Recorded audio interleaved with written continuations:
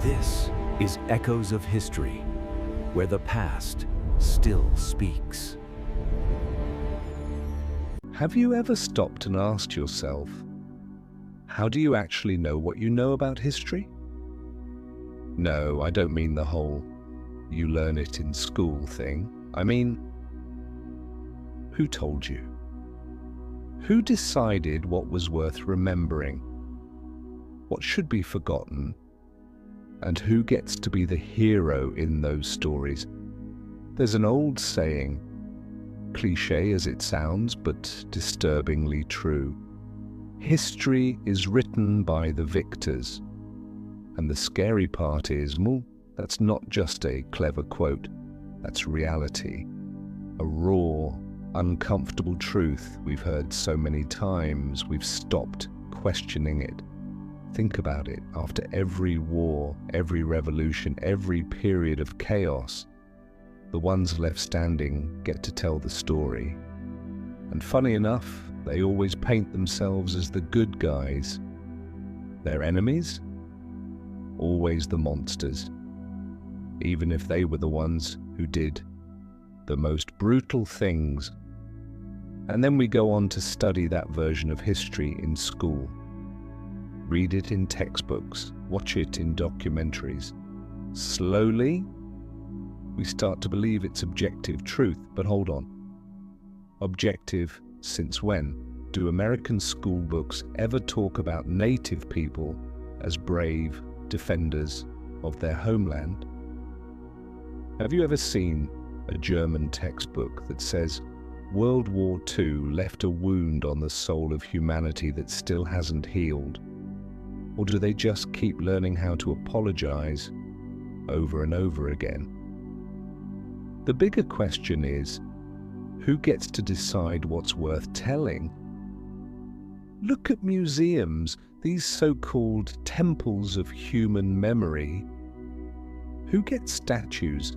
Who's in the paintings and who just vanishes?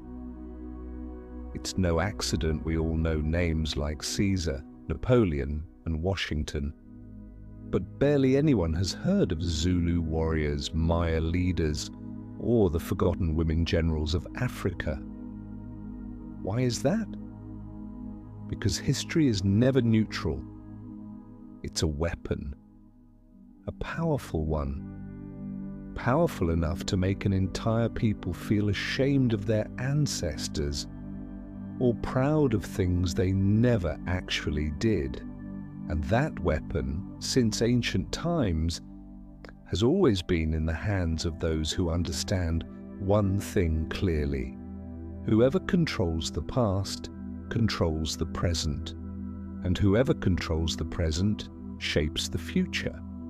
From the earliest laws in Babylon to the stone carvings of ancient Egypt, from the Enuma Elish to the Hebrew Bible, every civilization has tried to reshape truth to serve power. You think it was just a coincidence that pharaohs called themselves the living embodiment of truth? Of course not.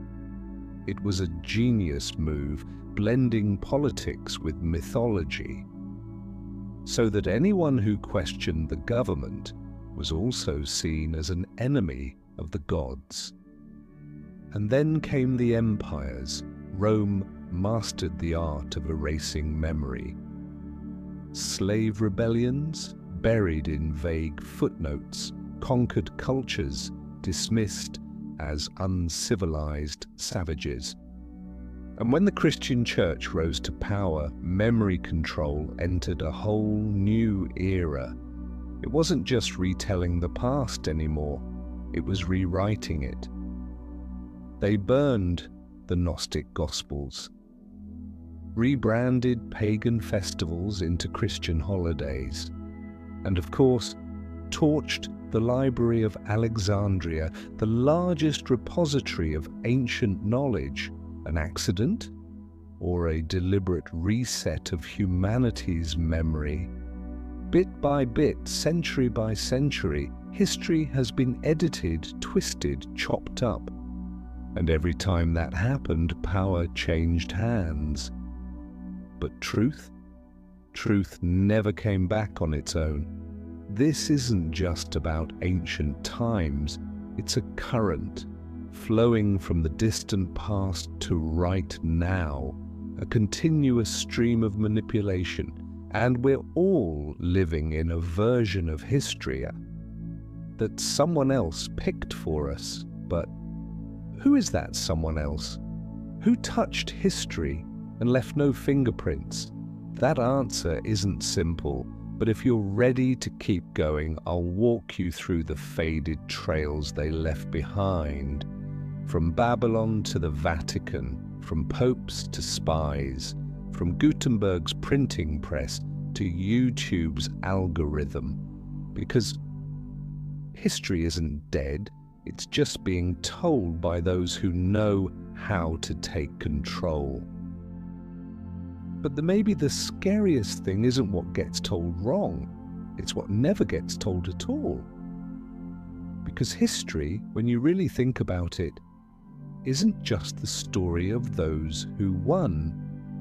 It's also a long, growing list of names we've forgotten. And sadly, that list just keeps getting longer.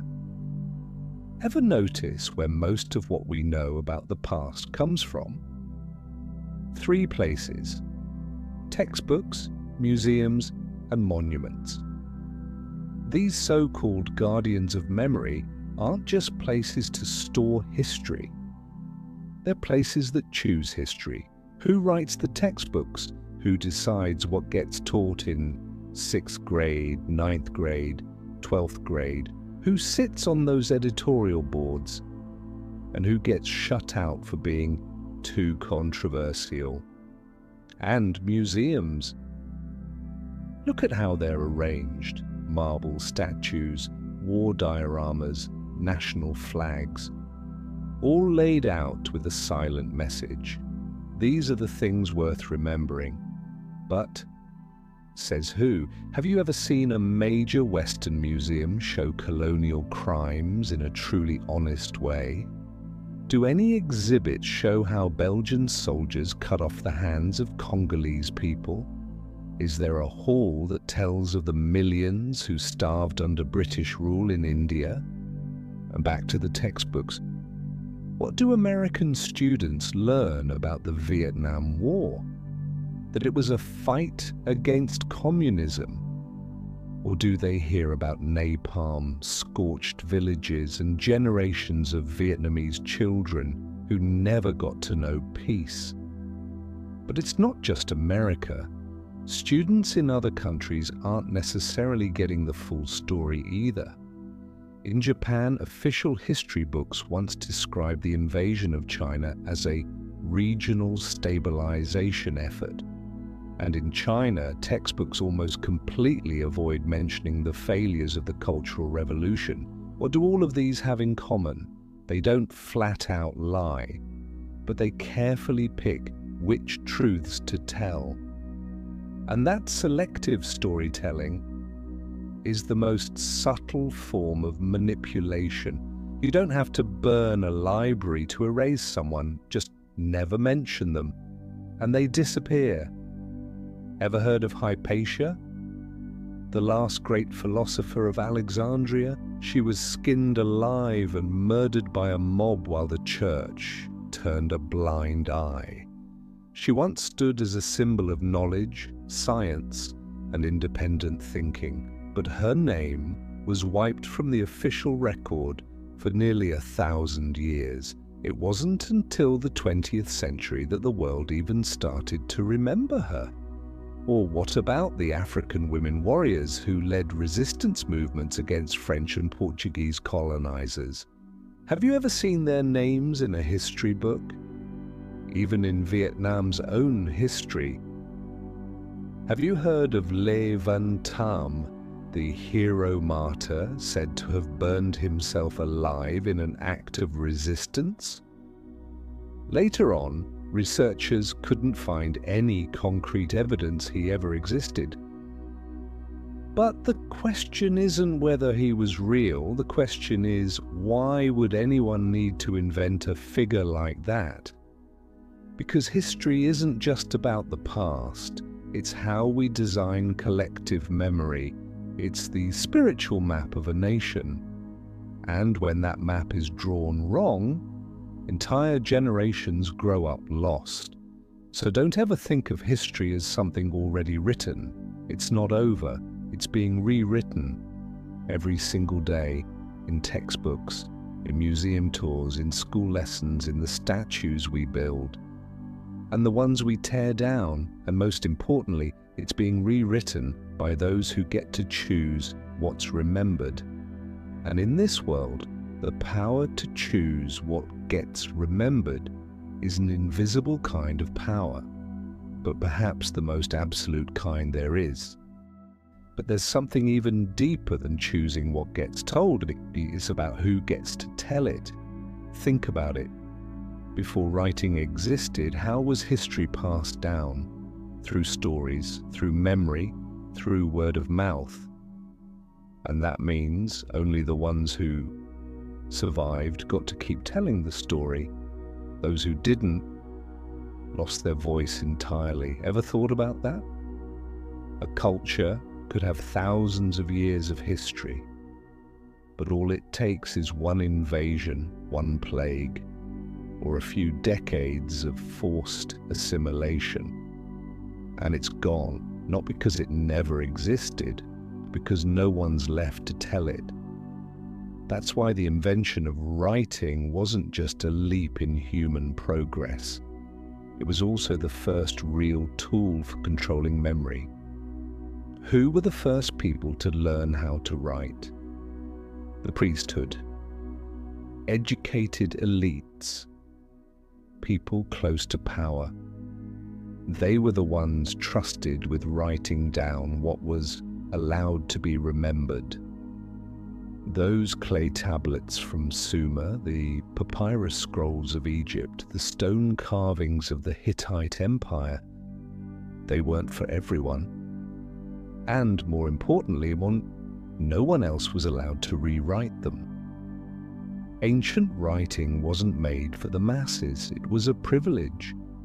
And that privilege stayed in the hands of a very small group, usually royalty, priests, or the ruling class. And then centuries later, when printing came along, instead of setting information free, it opened the door to a whole new kind of control. Gutenberg is often hailed as the father of the information age. But did you know that right after the printing press was invented, both the church and the state moved quickly to seize control of it? In Europe at the time, if you wanted to publish a book, you needed a license. Every printed page had to be approved. Anything considered heretical, rebellious, or a threat to public order was banned, burned, and the author? Sometimes burned too. And that kind of control wasn't just in Europe. In China, woodblock printing was invented early on, but who was allowed to use it? The emperor, the court, the scholar elite. Not the common people, not those with stories that clashed with official history. Across the world, tools for writing and recording weren't invented to empower everyone. They were created to protect the power of a few. Language followed the same pattern. In India, Sanskrit was once a sacred language, but only Brahmins were allowed to study it. In Europe, for centuries, the Bible was only written in Latin, meaning ordinary people couldn't read it themselves. They had to rely on official interpretations. So even if you had a story to tell, you didn't have the language to tell it in a way that could be heard. Now imagine hundreds of civilizations from Africa, from pre-Columbian America, from ancient Australia, each with their own history, myths, and memories. But without writing systems, without printing presses, without official documents to protect those memories, one conquest, one wave of assimilation. and it all gets wiped clean. Writing, printing, language, they're not neutral tools, they're filters. And the real power doesn't lie in who tells the story. It lies in who controls the filter. Today we read books, search Wikipedia, ask Google, listen to podcasts, and it feels like we have total freedom of information. But in truth, we're still consuming what's been digitized, curated, and tagged as reliable. And the scary part, sometimes an entire culture doesn't need to be burned away. All it takes is for no one to reprint it, or no one to translate it into a major language. And just like that, it vanishes.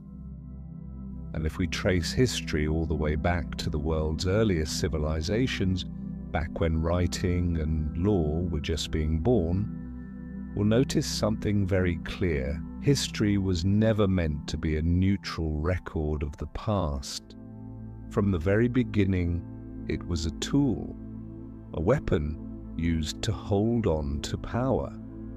Let's start with Babylon. When people talk about Mesopotamia, they usually mention the great cities, the rivers, and of course, the Code of Hammurabi, one of the earliest written legal codes in human history. But what most people miss is this: it wasn't just law, it was a historical declaration.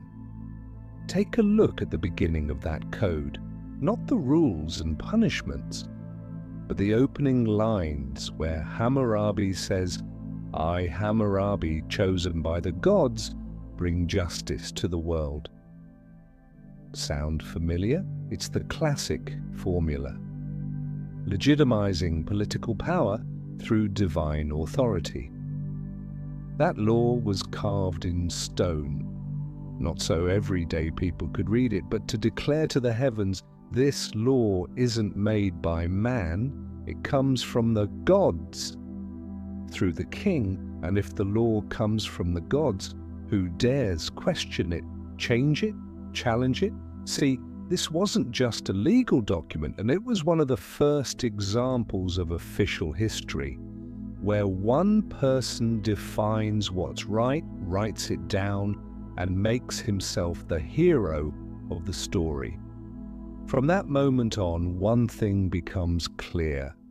In ancient civilizations, history didn't sit outside of politics. Man, history was politics, and that becomes even more obvious when we look at ancient Egypt. There, pharaohs weren't just kings, they were considered living gods. They were truth.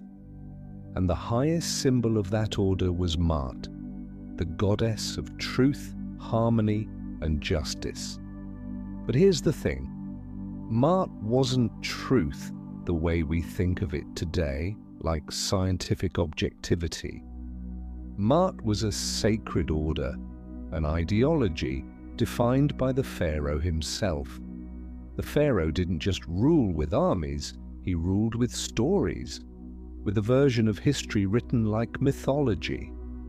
Military victories were carved into temple walls. Every battle ended in triumph. When nature lashed out, it was portrayed as the universe testing the greatness of Pharaoh. See what's happening here? When the ruler controls the entire narrative, any failure can be rebranded as fate, as a divine trial, or, more conveniently, just erased from the stone. And don't think this was just some ancient thing. This model, using divine power to legitimize history, was copied everywhere. From ancient China's mandate of heaven, to medieval Europe's divine right of kings, to modern regimes that declare their leaders the light of the nation. But the origin, the seed of it all, started in Babylon and Egypt, where writing, law, and religion were fused into one powerful storytelling machine. where for the first time history wasn't the voice of a community, but the single voice of a king carved into stone, made to last forever. And when a story lasts long enough, people stop questioning it and start believing it's the truth. But there's something even more subtle than law or divine titles. It's when power doesn't just use history to justify itself. It builds an entire worldview to convince people that without power, the universe would fall into chaos. That's exactly what the Babylonians did with the Enuma Elish, their ancient creation myth carved onto 7 clay tablets. At first glance, it sounds like just another mythological tale, but if you look closer, it's actually the unspoken constitution of the world's first centralized state. The story begins in chaos, fresh water and salt water swirling, ancient gods fighting, conflict erupting. A new generation of gods rises up against the old, violence spreads, and then one god steps forward, Marduk. What's fascinating is, Marduk wasn't the oldest god, not the strongest, not the original creator, but he made an offer. If I win this war, I will restore order, but in return, I become the supreme god forever. And so Marduk kills Tiamat, and the goddess of chaos. He splits her body in 2 to form the heavens and the earth. And then, using the blood of a rebel god, he creates humankind to serve the gods. Sounds like a wild myth, maybe. But now, try swapping out a few keywords. Marduk becomes the new king.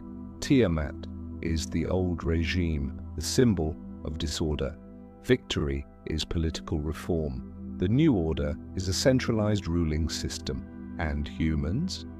We're the tools created to serve that system. Enuma Elish isn't just a myth. It's a victory speech, a declaration by a ruling dynasty told in cosmic language. And the fact that it was read aloud every year at the Babylonian New Year festival, in front of the people, in front of the officials, that makes it one of the earliest known forms of state propaganda. Every year, citizens heard the same story. Every year they were reminded the current order isn't just logical, it's sacred. Every year they were warned, without Marduk, the world will fall back into chaos, like Tiamat, dark, terrifying, uncontrollable. See what's happening here. History, in this case, isn't about the past. It's a tool to secure the present and shape the future. And from this moment on, a powerful idea was born. History has a purpose. It's no longer just the shared memory of a community. It's no longer oral tradition. It's a carefully constructed story with a message, an ending, and one clear goal: to legitimize whoever is in power right now. Since Enuma Elish, countless epic traditions followed the same blueprint. In India, the Mahabharata tells of a massive war between 2 royal lineages, but the central theme is always about preserving Dharma, the sacred order. In China, Sima Qian's historical records weren't just chronicles, they were lessons written to guide and warn future emperors. In Europe, the Hebrew Bible reworked earlier folk stories into a national history, one that provided divine justification for an emerging people, even when much of it clashed with archaeological findings. All of this stems from one quiet but powerful idea. The story we tell about the past determines who gets to rule in the present. And that's why, from very early on, those in power weren't just concerned with who holds the sword. Even more important was who holds the pen. And if Enuma Elish was the first myth used to legitimize power, then the Hebrew Bible is perhaps the most iconic example of rewriting history. Not just to record a past, but to create a people. This is the point where history stopped being who we are and became who we were chosen to be. It didn't just recount events, it built a purpose, a reason to exist, to migrate, to fight, to claim a land, and to believe it was a divine right granted by God. You've probably heard the familiar story. The patriarch Abraham is promised a land flowing with milk and honey. Then the Jewish people are enslaved in Egypt. Moses leads them out. They wander the desert for 40 years and eventually reach the promised land, Canaan. It sounds epic. But here's the problem. Modern archaeologists, including Israeli scholar Israel Finkelstein, have found no clear evidence for the Exodus. No signs of a mass migration, no archaeological proof of the kind of conquest over Canaan described in the Bible. And the so-called ancient Israelites? They appear to have been part of the local population, not migrants from the Sinai desert. What does that mean? It means the Hebrew Bible is not a neutral, factual record of events. It's a national declaration, a powerful narrative crafted by a group of people building their identity. They wrote a glorious origin story, a chosen people, oppressed and then delivered by divine mission. And that's not unusual. Almost every nation at some point rewrites its history to define itself. But the Bible goes further. It erases what doesn't fit. The old Canaanite myths erased, the local gods labeled false idols, neighboring tribes portrayed as wicked, sinful, and worthy of destruction. In the book of Joshua, entire cities like Jericho and Ai are annihilated, not as acts of war, but as divine purification, not conquest, but the fulfillment of God's sacred promise. See what's happening here? History is no longer, this is what we did. It becomes, we were allowed to do it because God chose us. And once you speak in God's name, any act can be justified, from wiping out civilizations to rewriting the entire map of memory. It's no coincidence the Hebrew Bible became the foundation for the three major Abrahamic faiths, Judaism, Christianity, and Islam. And it's no coincidence that some of the bloodiest conflicts in human history have come from the question of who holds the truth in the Holy Book. Of course, this isn't to deny the spiritual, moral, or cultural value of religion, but what must be recognized is this. The history within the Bible is not neutral history, it is purposeful history, a blueprint for national identity, for divine mission, and for authority over contested lands. That model of rewriting memory to build power would later be copied by empires around the world, and taken even further with new technologies. History would be compiled, edited, censored, then published as official. But the root of it all lies right here, in sacred pages where rewriting memory was also the act of constructing power.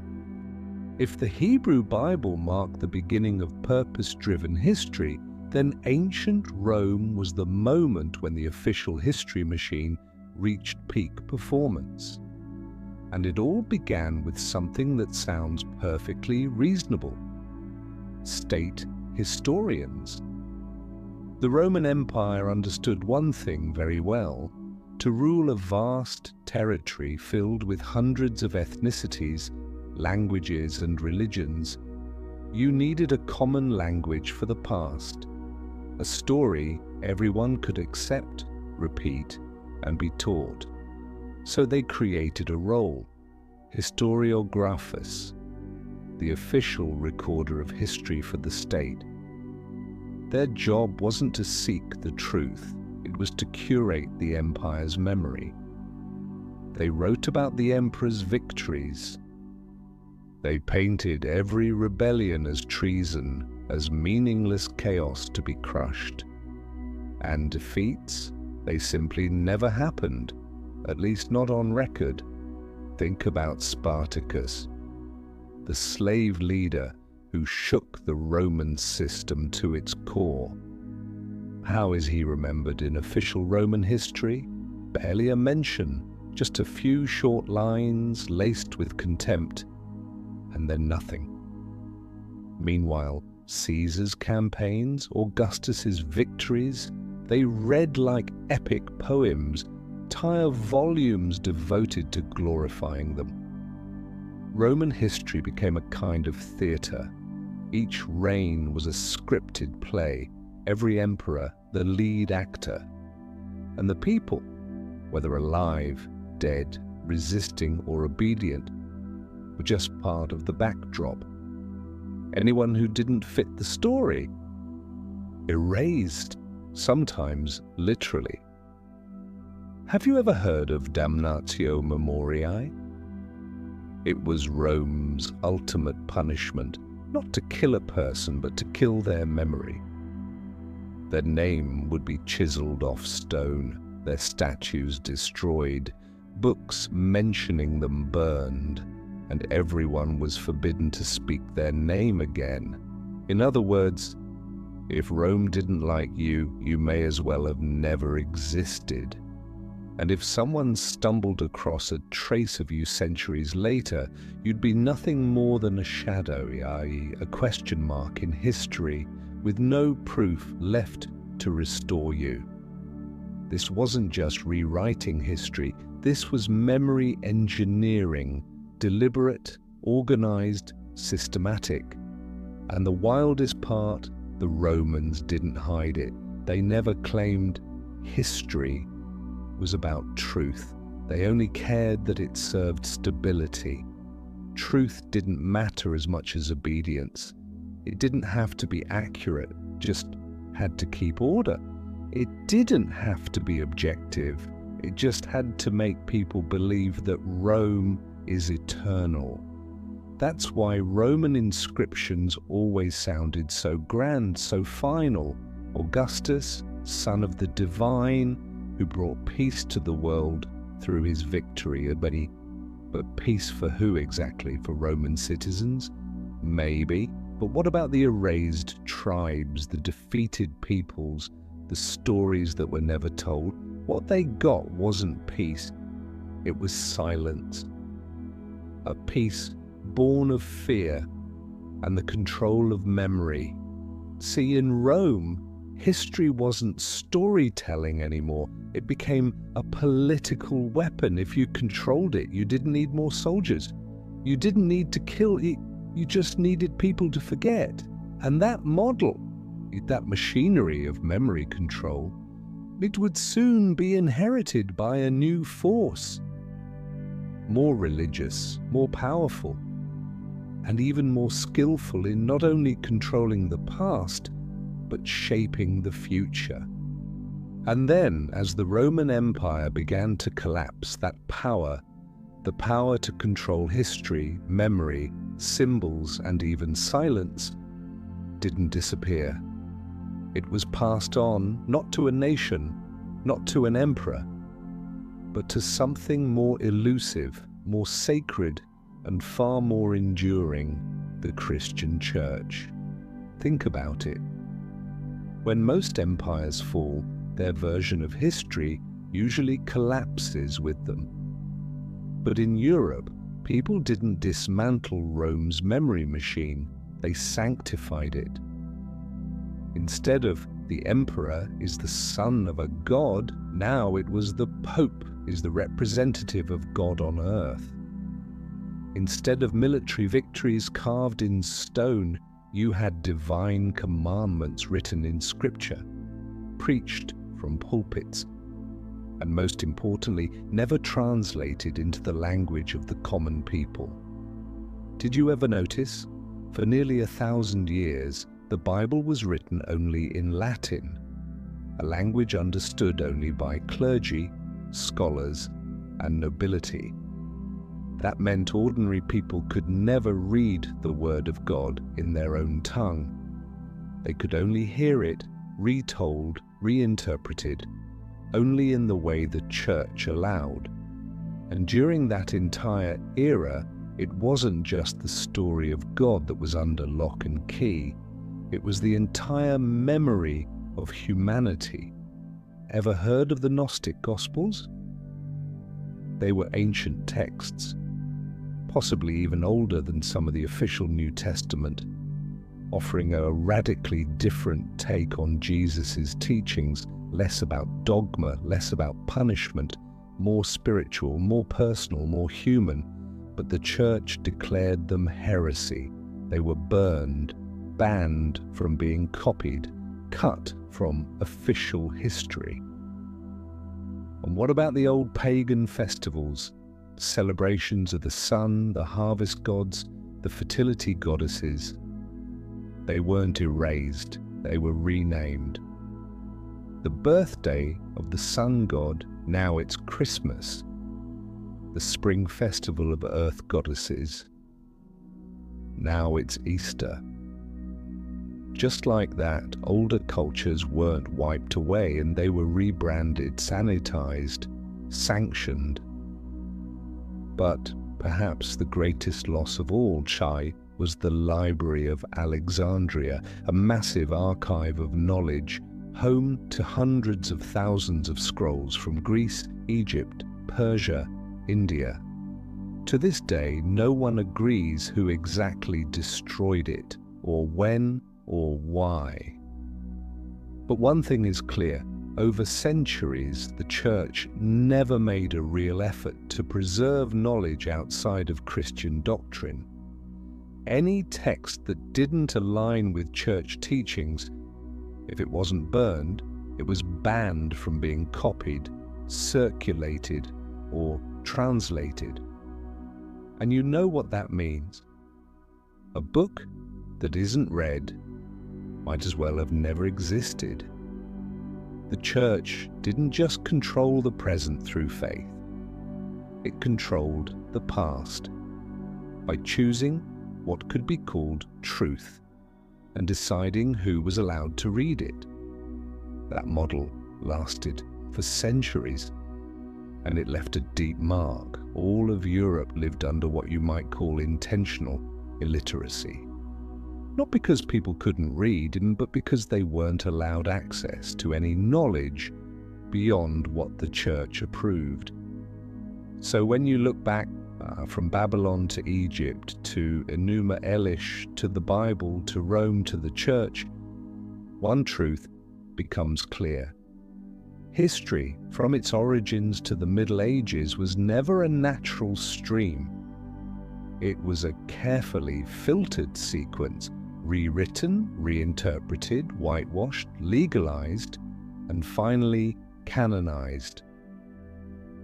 And it didn't stop there, because even when printing was born, the so-called revolution of knowledge, the same question still lingered. Who gets to print? Who gets approval? Who gets banned? And who decides what counts as truth? And if there's one symbol that captures everything history has tried to forget, it's the Library of Alexandria. We often hear about it as a tragedy. Hundreds of thousands of scrolls burned, ancient knowledge erased, humanity losing an irreplaceable piece of its past. But very few people pause to ask, who really burned it? And more importantly, why? There are many legends. Some say Julius Caesar, Others blame Bishop Theophilus and a Christian mob. Some theories point to later Islamic conquests, but if we set aside the names, one truth remains.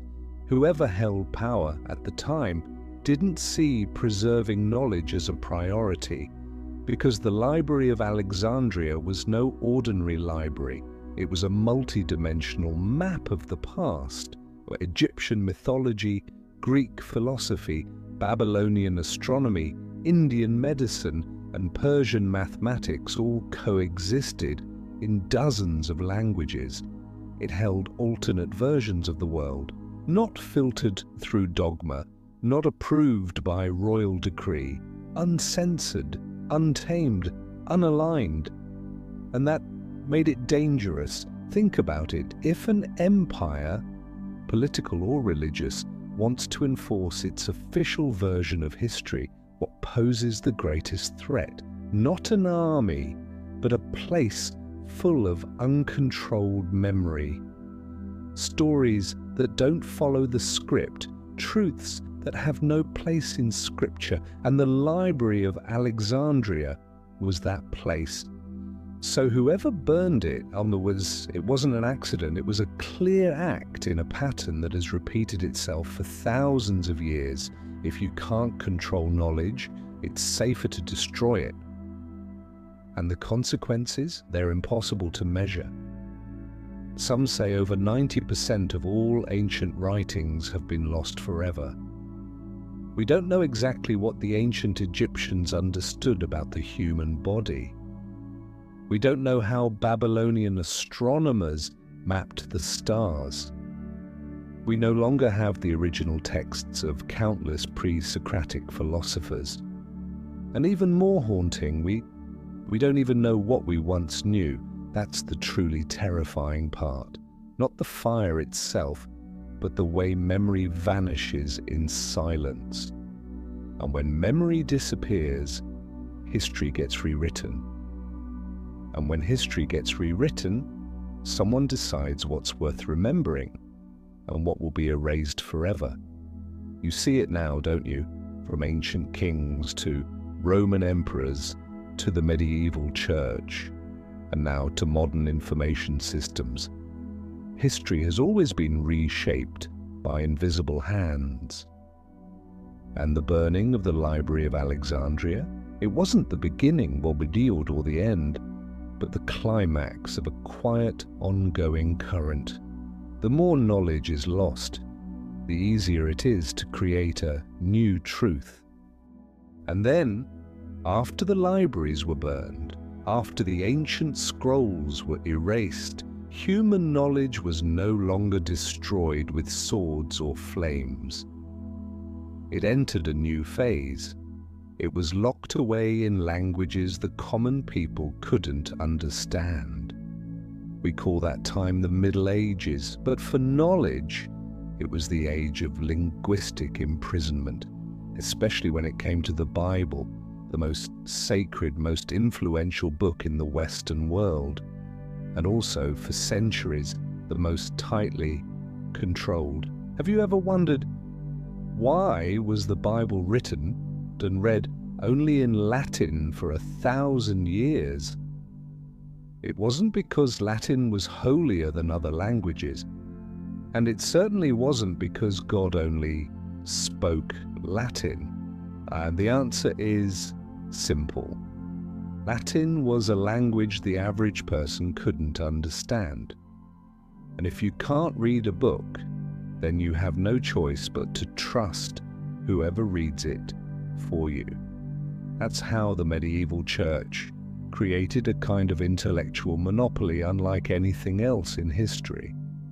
Not just control over knowledge, but control over access to knowledge, not banning books, but making them unreadable, not burning texts, but writing them in a language only they could interpret.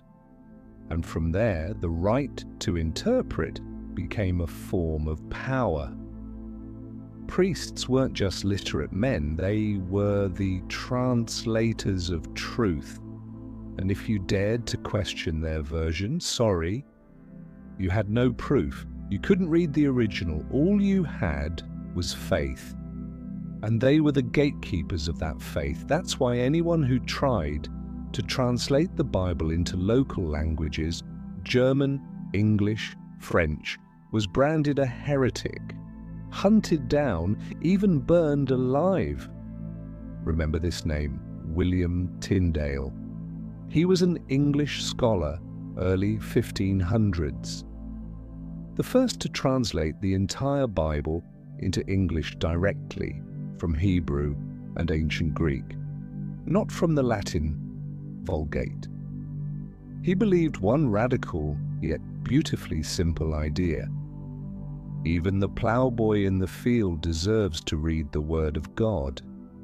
For that belief, he was arrested, strangled, and burned at the stake. It sounds like a contradiction, doesn't it? A religion that preaches love and truth, killing a man just for helping others understand the truth.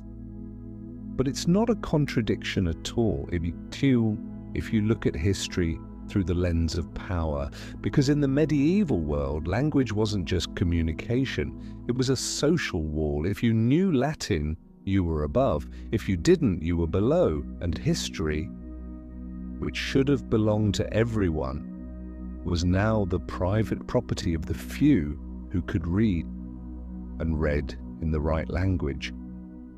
Not just the Bible. Everything. Science, medicine, philosophy. It was copied by hand in monasteries in Latin. No one outside the clergy could touch them. No one outside the clergy could teach them. And so, no one outside the clergy could control the memory of humanity. And just like that, the world was no longer ruled by weapons, but by ideas.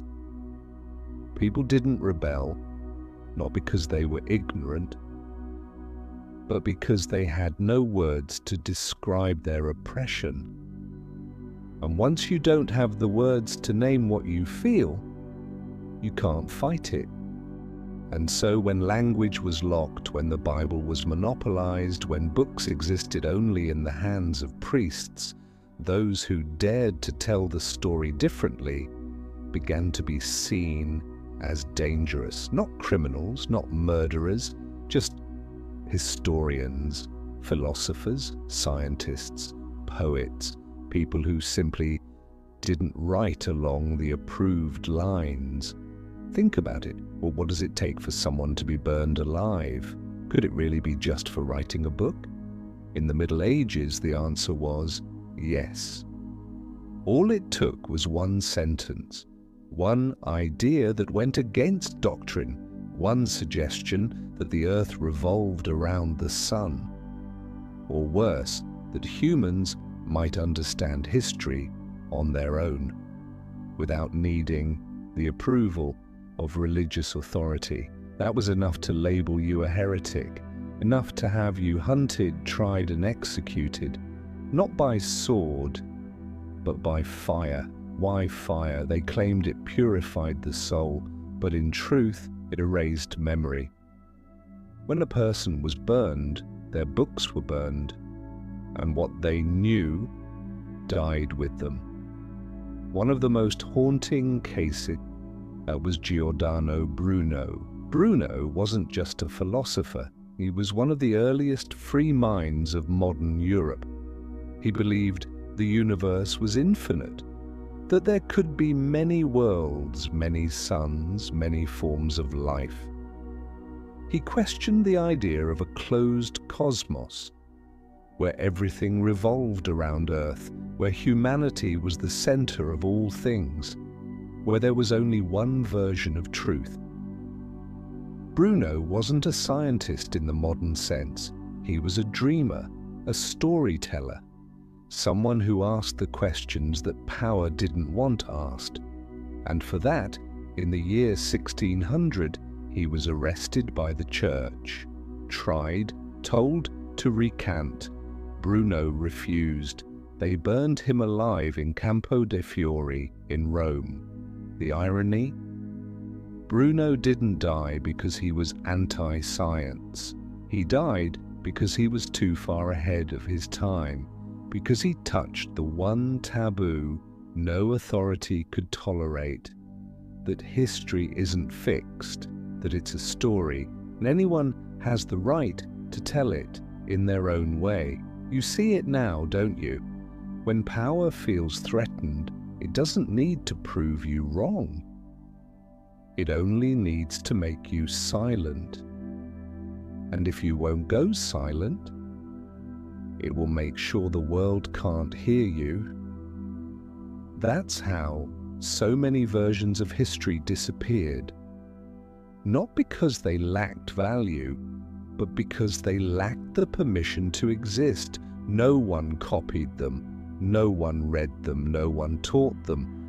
We now call that a lack of historical sources, but in truth, someone made sure they were erased. You're beginning to see, aren't you? History isn't distorted with loud lies. It's bent quietly through silence. By burning a single person, by making the rest afraid, by creating the feeling that there's only one proper way to remember the past. And if you remember it differently, something must be wrong with you. That's not just control over words, that's control over minds. And it didn't end with Bruno.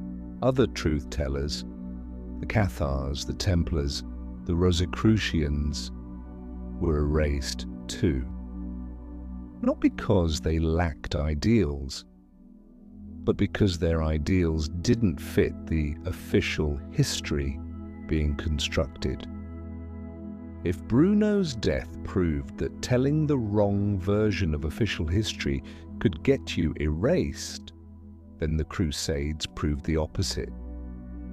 If you write the approved version of history, you can kill without ever needing to apologize. Because you're not killing anymore, you're liberating the Holy Land, you're not invading, you're defending the faith, you're not committing massacres, you're fulfilling a divine mission from God. And that is enough. No justification needed, no truth required.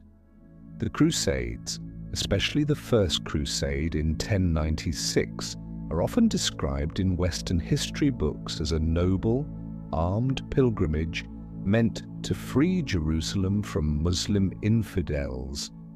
From that call, tens of thousands of people, nobles, peasants, even criminals who were pardoned if they joined, took up the cross, drew their swords, and marched east.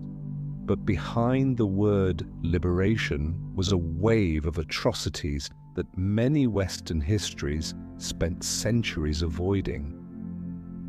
In Jerusalem, when Crusaders entered the city in 1099, a contemporary chronicler, Raymond of Aguilas, who was there, described the scene. Blood reached the ankles of our horses in the Temple of Solomon. Jews were burned alive inside their synagogues. Muslims were slaughtered inside their mosques. No distinction between soldier or civilian, no trials, no mercy. And yet, in official records that followed, this was portrayed as a victory of faith, a just response to centuries of oppression, a sacred act to restore truth. Sound familiar? Start the war, write the story later. And when the one holding the sword also holds the pen, the final version of the story won't smell of blood. It will smell of divine destiny. Look at how history was recorded after that. The Northern Crusades were called campaigns to spread the light of Christianity. The extermination of pagan peoples in the Baltics, that was civilizing the frontier.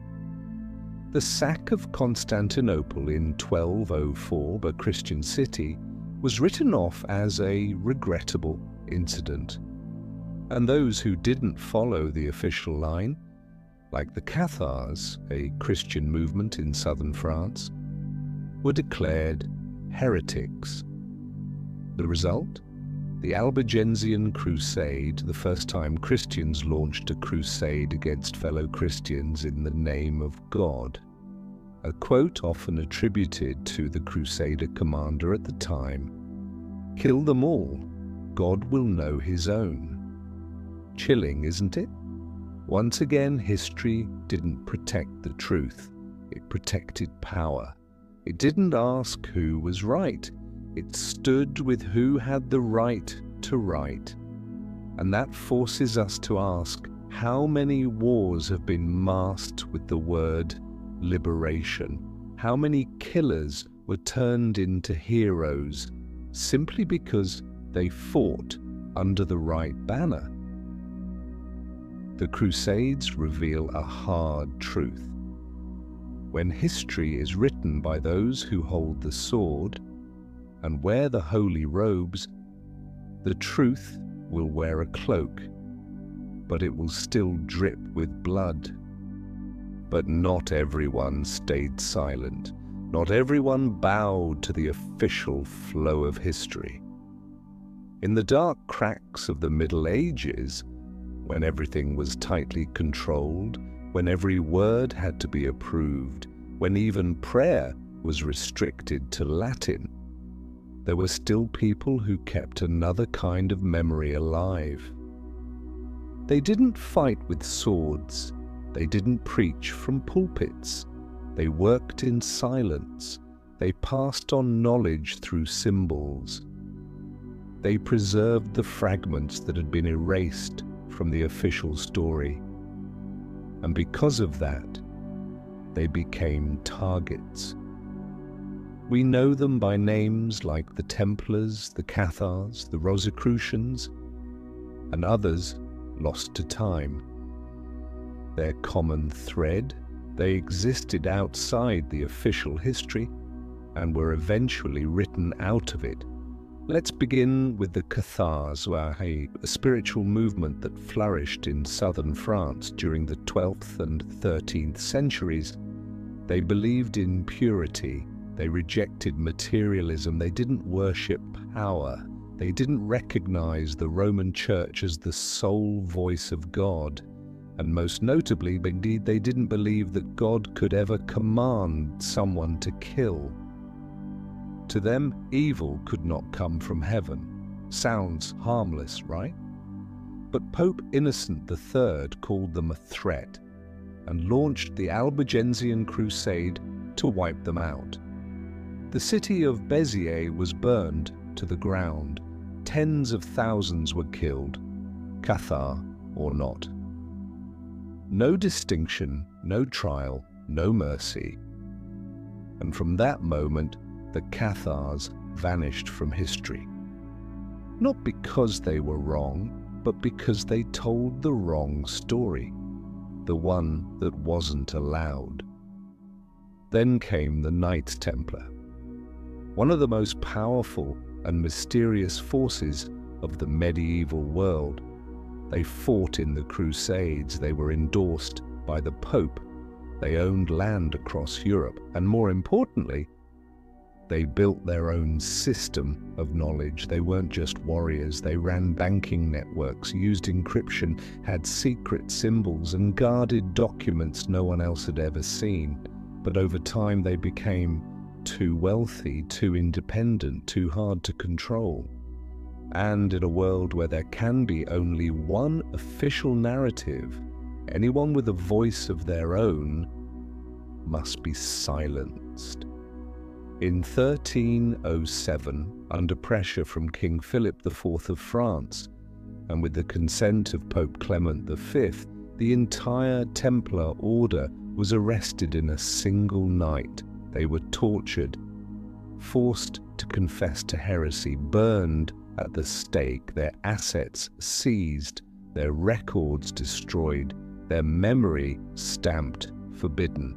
And in the official history, they were labeled as lost souls or fallen knights. But the truth? They were guardians of a parallel stream of knowledge, erased before they could finish telling their part of the story. And finally, the Rosicrucians, the Brotherhood of the Rosy Cross, a mysterious group that emerged in early 17th century Europe, issuing manifestos that called for intellectual awakening and the fusion of science, spirituality, and philosophy. They didn't form a church, they didn't seek power, they simply declared that human history wasn't just the rise and fall of empires, but a deep inner journey, a search for truth beyond dogma. Immediately they were attacked from both sides. The church called them heretics. Rulers feared they were spreading free thought. And the result? Their name was pushed into the shadows. They were mystified, as if they'd never really existed, turned into myth. And just like that, history didn't need to burn them anymore. It only had to make them a legend, because when something is labeled too mysterious, people stop asking questions, and once the questions stopped, that memory dies the quietest death of all man by being deemed unimportant. October 13th, 1307, a Friday morning. Almost every major leader of the Knights Templar was arrested simultaneously across France. No war, no rebellion, just a royal decree, a quiet nod from the Pope, and a list of names already prepared. We often call it a purge, but in truth it was more like a memory execution. Precise, efficient, leaving no trace. The question is, why? The Templars were once heroes of the Crusades. They were granted privileges by the Pope himself, exempt from secular laws. They ran banks, protected pilgrims, built networks across Europe. They didn't betray anyone, they didn't rebel, they didn't defy openly, but they had one thing that power could never tolerate. They existed outside of control. The Templars had money, they had their own knowledge, their own symbols, their own libraries. They were connected to political forces and ancient knowledge circles, and worse, they had their own memory, a parallel version of history, separate from the official one. King Philip IV of France owed the Templars a massive debt. Pope Clement V was under political pressure from the French crown, and the Church had started to view the Templars not as loyal tools, but as a growing threat. And so, history began to be rewritten. The Templars were accused of heresy, of worshipping demons, of performing perverse rituals. No real evidence, only confessions extracted under torture. Their assets were seized, their members burned, their name erased from official documents. The last Grand Master of the Templars, Jacques de Molay, was burned alive in Paris. But before he died, he looked straight at the Pope and the King and said, "Within 1 year, both of you will appear before God's court to answer for this crime." And as the story goes, within a year, both Philip IV and Clement V were dead. It sounds like legend, but the very fact that it became legend tells you everything. The Templars weren't remembered as a major cultural and political force. They were reduced to myth, mystery, conspiracy theories, and whispers. Because the easiest way to weaken a story isn't to disprove it, it's to push it off the serious stage, turn it into a midnight tale. And ever since, many people think the Templars were just knights. They forget they once ran banking systems, designed architecture, used encryption, built networks of power. and possibly held an entire forbidden lineage of knowledge. The Purge of 1307 wasn't just a political event, it was a locked door, shutting out a vast archive of memory that was never allowed to be recognized.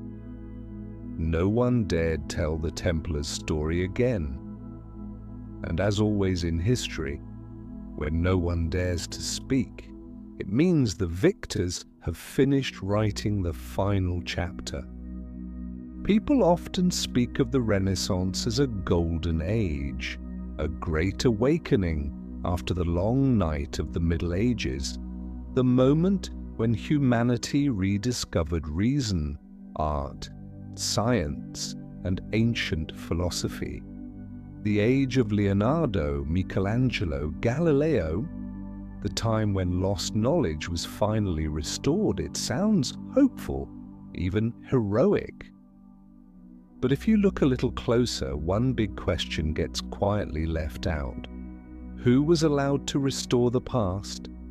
And what exactly were they restoring? Because the Renaissance wasn't about digging up everything from history. It was a selective recovery, a curated revival. And just like every other era, the ones who had the power to choose also had the power to erase. The Renaissance didn't welcome everyone. Ancient Greek and Roman texts were hunted down, translated, celebrated, but a knowledge from India, Persia, the Islamic world, Africa, it was often dismissed as foreign, mystical, or incompatible with the enlightened spirit of Europe. Some of it was mistranslated, some was silenced, some had its content borrowed, but the source erased. Likewise, certain philosophers like Plato and Aristotle were revived. But alternative schools of thought like mysticism, pre-Christian traditions, or suppressed religions like Gnosticism and Kabbalah were treated as esoteric footnotes, never center stage. You see where this is going? The Renaissance wasn't just a rebirth, it was a reconstruction of memory filtered through the lens of the present. What does that mean? It means only the pieces of the past that aligned with the rising worldview were brought back. The rest still buried. Even in the so-called Age of Light, for example, Arabic advances in mathematics were studied and adopted, but often credited as European developments. Persian medical texts were translated, but the translators were celebrated more than the original authors. Even ancient maps recovered from Middle Eastern manuscripts were republished in Western books, with the original sources removed, rebranded as examples of European exploration. And what about those who had guarded forbidden memories during the Middle Ages? Descendants of the Templars, the Cathars, or indigenous wisdom traditions. They were not invited into the Renaissance. They remained outsiders, their knowledge still labeled mystical, irrational, and anti-progress.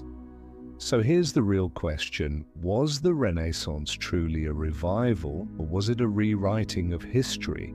Because when you only shine light on the pieces of memory that fit your narrative, everything else stays in the dark. Or worse, it's labeled unworthy of return. So yes, Galileo turned his telescope to the heavens, and Leonardo mapped the human body with stunning accuracy. But most people of that era still lived in a world where knowledge that didn't serve the current structure of power was seen as irrelevant or even dangerous. You see it now, don't you?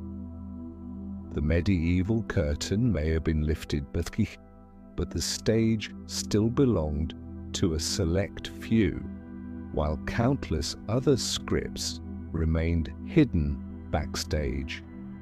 And then, in the middle of the Renaissance wave, came one of the most explosive inventions in the history of knowledge: Gutenberg's printing press. For the first time, the written word was no longer locked inside monasteries. For the first time, books weren't just treasures of the elite. For the first time, information could be copied rapidly, widely, across borders, across generations. It felt like an Enlightenment dream. And yes, in many ways it was a revolution. But look a little deeper and you'll realize something critical. The printing revolution didn't automatically bring freedom. It just changed who held the power. Before that, the church and the monastic scribes controlled the flow of knowledge, copying by hand, in shadows, on expensive parchment. Now the printing press could reproduce books endlessly, but the real question was what was printed, who got to print it, who was allowed to distribute it, and most importantly, who controlled the content. Because the danger of everyone being able to print anything was obvious to those in charge. By the late 15th century, kingdoms and churches moved swiftly to regulate the new technology. In France, Germany, Spain, every printing press needed a license. All books had to be approved before publication. Anything considered divisive, heretical, or destabilizing, banned, seized, destroyed. Sometimes printers were fined, sometimes executed. Did you know that one of the first things the Inquisition did after the invention of the press was create a list of forbidden books? It was called the Index Librorum Prohibitorum, the Index of Prohibited Books, and it was no short list. It grew over centuries with thousands of titles banned, from Greek philosophy to non-Latin Bible translations to scientific, medical, and political texts. Even Bible editions in native languages like Luther's German version or Tyndale's English one were banned or burned in mass. What does that tell you? It tells you that knowledge wasn't really liberated. It was simply replicated faster under the watch of those holding the censorship keys. Now imagine, when a book was banned during the manuscript era, only one copy might be burned. But in the age of print, hundreds or thousands of copies could be burned at once. And with them, any chance for a different viewpoint to survive. In fact, there were times when print shops were so tightly controlled they became propaganda machines. Governments ordered the content, churches vetted the manuscripts. If it disturbed the official order, it wasn't printed. If it reinforced the dominant faith, it was printed by the thousands and handed out for free. You see it now, don't you? Technology doesn't free people by itself. Whoever controls the technology decides who it serves. The printing press wasn't the problem, but in the hands of the powerful, it became a tool to reinforce authority, not to dismantle it. And so instead of the dream that everyone would access truth, we got something else. Truth was still trimmed, packaged, and chosen.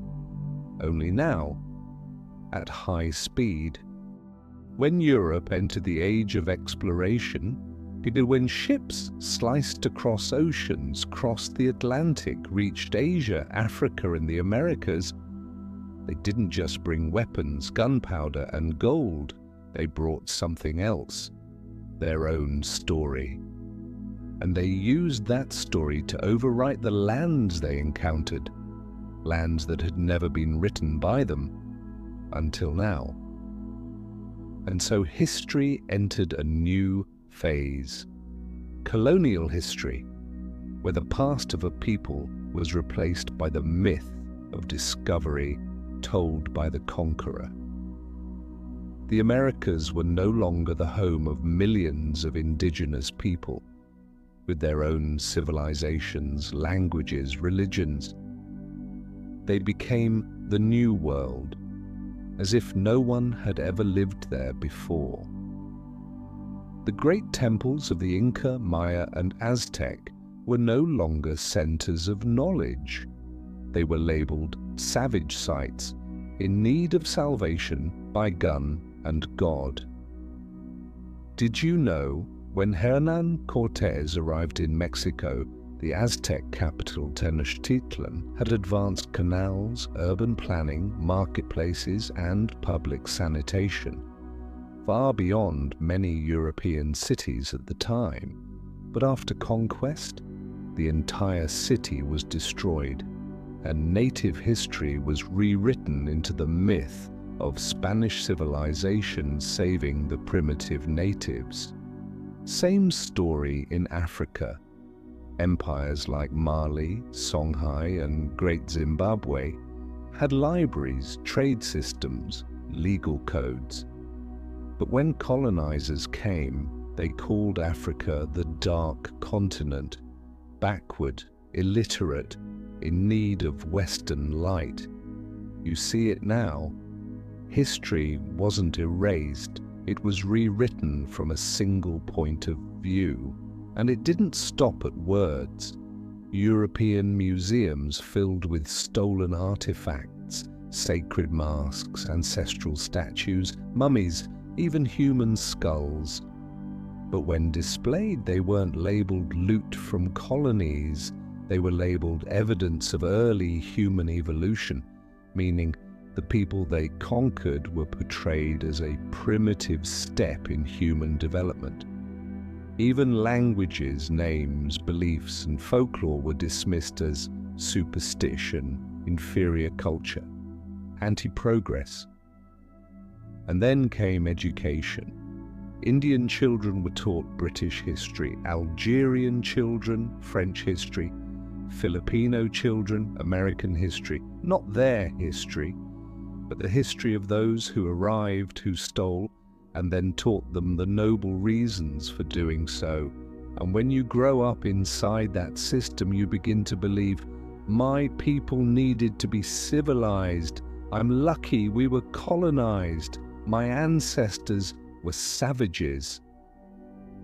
That's when history stops being a tool for remembering and becomes a tool for making you forget who you are, forget that your civilization once stood equal, forget there were entire systems of knowledge outside the Western model, outside formal science, outside God. And the most devastating part is when you start to feel ashamed of your ancestors' memory.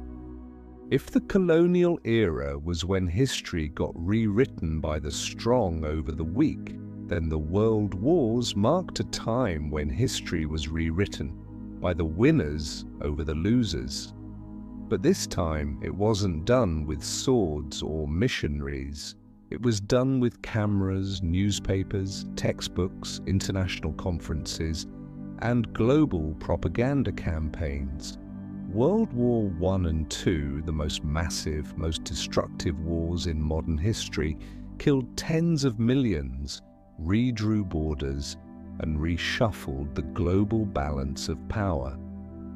And once the smoke cleared, history was rewritten, not with truth, but with approved truth. Let's start with a simple reality. After World War II, the story was laid out very clearly. There were villains and there were heroes. Fascism was the enemy of humanity. The Allies were the ones who saved the world. That story isn't entirely wrong, but it's far from complete. A large portion of Nazi documentation was selectively destroyed after the war. And many Nazi generals, scientists, and engineers They were secretly recruited by both the United States and the Soviet Union in operations like Paperclip. Their pasts were erased, their names were cleaned, and their contributions reframed. One worked on rockets for NASA, another developed weapons for the USSR.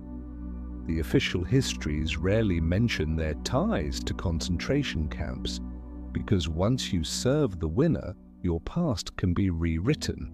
Likewise, the atrocities committed by the Allies, like dropping atomic bombs on Hiroshima and Nagasaki, or the firebombing of German cities that killed hundreds of thousands of civilians, were labeled necessary and unavoidable, or the only way to end the war. But ask yourself this: if the Axis powers had used atomic bombs first, would the historical narrative be so forgiving? You see the pattern now. When the victors write history, they don't need to justify everything. They just need to make it sound reasonable. And if something can't be justified, they just don't talk about it.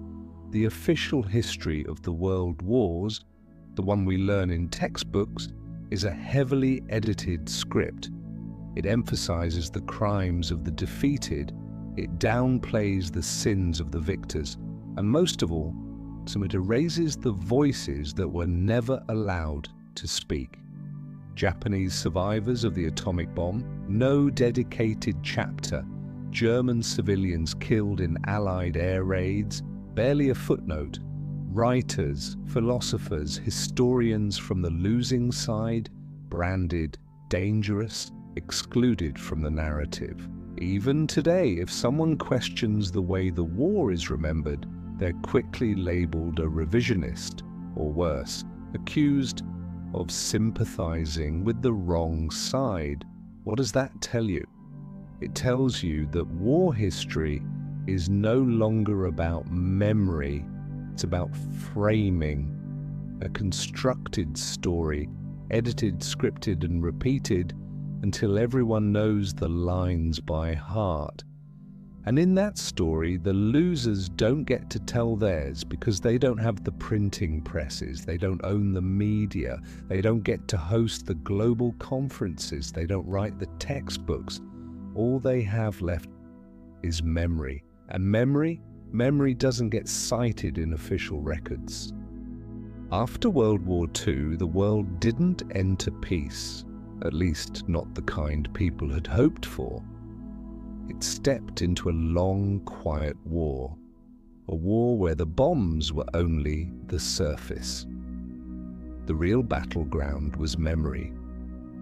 The Cold War wasn't just a clash between the US and the Soviet Union.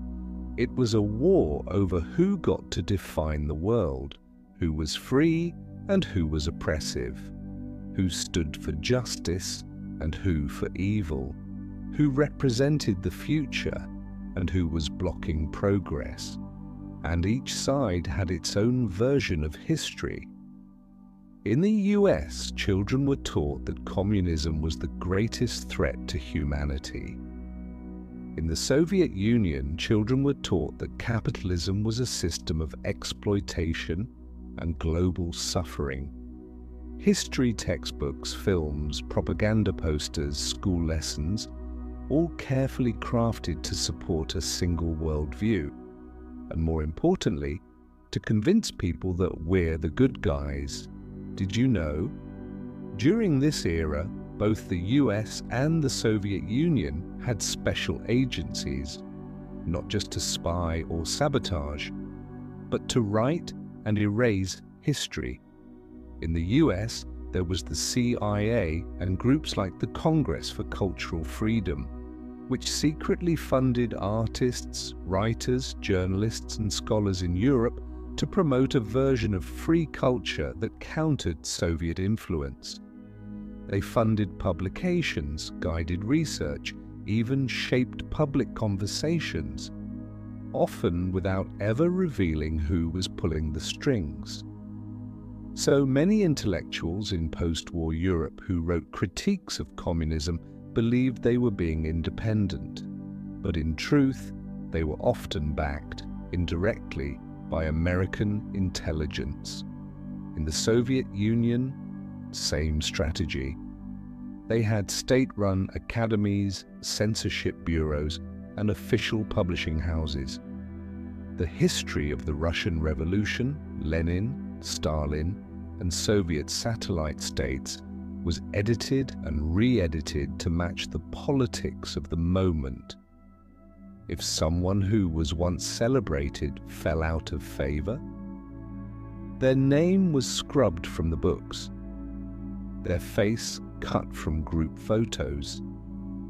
Entire generations grew up never knowing those people even existed, people who once shaped the very nation they now lived in. And when both sides do this, the world enters a strange reality.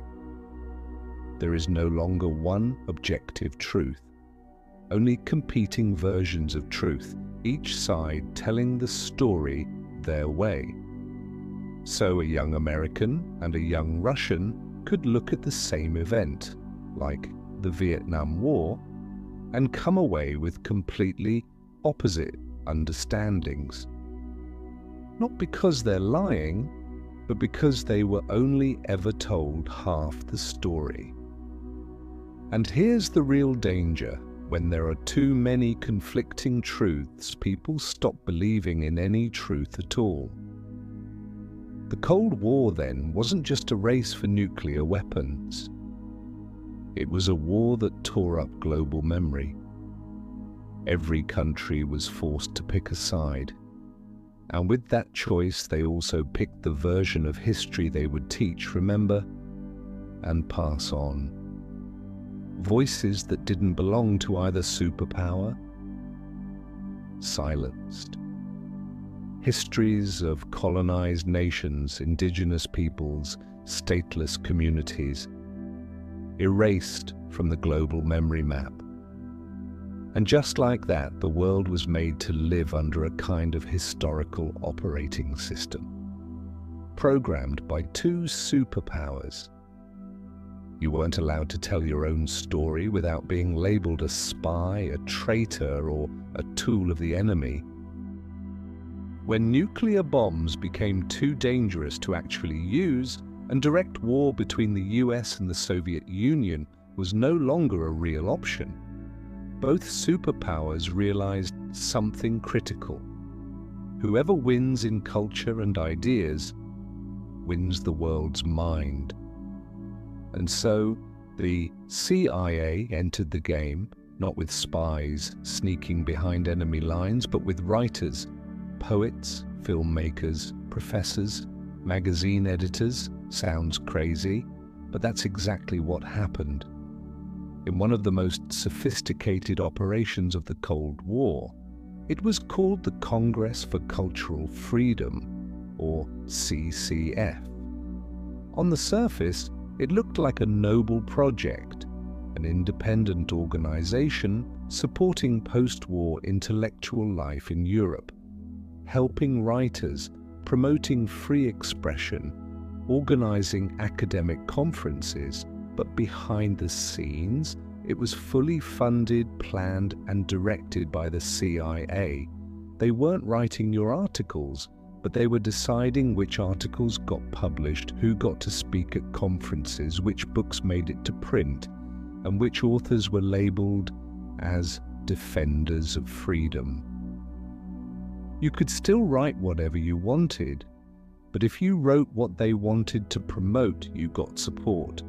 And what counted as the right message? Anti-communist, pro-Western, celebrating America as the shining light of civilization.